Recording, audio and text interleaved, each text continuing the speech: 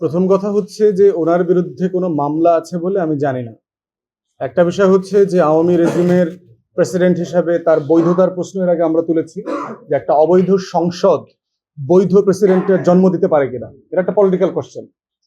কিন্তু যেই লোকের বিরুদ্ধে মামলা নাই তার সংবিধানে রাইট বলে দেওয়া আছে যে এই জমিনে এই ভূমিতে তিনি বের হয়ে যেতে পারবেন স্বাধীন মতো, আবার ঢুকতে পারবেন, এইটাকে কোনো বাধা দেওয়া যাবে না। দ্বিতীয় কথা হচ্ছে ইন প্রিন্সিপাল আমি রাজনৈতিক নেতাকর্মী প্রজাতন্ত্রের কর্মচারীদের বিদেশে চিকিৎসা নেওয়ার বিপক্ষে। জীবন অবাক না করলে কে করবে? 28% মিল্ক ফ্যাটের অবাক করার সাথে ফ্রেশ মিল্ক পাউডার। জীবন অবাক করুক প্রতিদিন।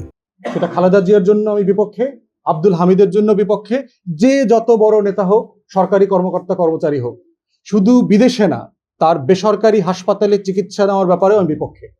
কারণ প্রজাতন্ত্রের কর্মচারীরা এবং সেবকরা যদি সরকারি সেবা ব্যবহার না করেন তাহলে দুইটা ক্ষতি আছে। একটা ক্ষতি আছে, এই প্রতিষ্ঠানগুলোর উপরে জনগণের কোনোদিন আস্থা তৈরি হবে না। কারণ তারা মনে করবে আমার যদি শান্তিতে মরতে হয় আমার মাউন্ট এলিজাবেথে গিয়ে মরতে হবে, না হলে ব্যাংককে গিয়ে মরতে হবে। সদর হাসপাতালে মরলে আমার ইজ্জত থাকবে না। পরকালে গিয়ে আমি আল্লাহর কাছে কি বলবো যে তুমি এরকম একটা বড় নেতা ছিলা কিন্তু একটা গরিব হাসপাতালে গিয়ে মরলা, তুমি একটা বড় লোকের হাসপাতালে গিয়ে মরবা না। তখন প্রশ্ন উত্তর সওয়াল জবাব কঠিন হয়ে যাবে। তো সেই জন্য ইন প্রিন্সিপাল আমি এটা মনে করি যে সেবা বাড়ানোর জন্য এটা করা দরকার। দ্বিতীয়ত যেটা ক্ষতি সেটা হচ্ছে যে প্রতিষ্ঠানগুলোর সার্ভিস ডেভেলপ করে না।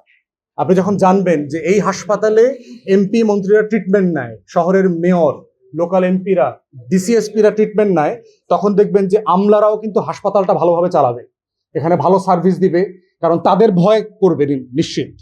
অতএব এই দুইটা কারণে ইন প্রিন্সিপাল আমরা মনে করি যে এই বিদেশে চিকিৎসা নেওয়ার এই কালচারটা বাদ দিতে হবে। এটা আইন করে করা যাবে না, এটা একটা নৈতিকতার প্রশ্ন। ইন প্রিন্সিপাল এই পজিশনটা নিতে হবে পলিটিশিয়ানদেরকে। আর এই হাইপটা হচ্ছে আমার কাছে মনে হয়েছে যে বাংলাদেশে আননেসেসারি কিছু হাইপ তোলা হয়, অযৌক্তিকভাবে তোলা হয়, অপ্রয়োজনে তোলা হয়, এবং আপনাদের প্রচুর মিডিয়ার ওয়ার্কিং আওয়ার নষ্ট হয় আর কি। এছাড়া আমি এখানে এর ভিতরে কোনো বেনিফিট আমি দেখি নাই। ওনার বিরুদ্ধে যদি কোনো মামলা করবার মতো কোনো ইস্যু থাকে, ফৌজদারি অপরাধ করা হোক, ইনভেস্টিগেশন করা হোক, সেটা রাষ্ট্র বিচারালয় যেটা আছে তারা সেটা দেখবে আর কি।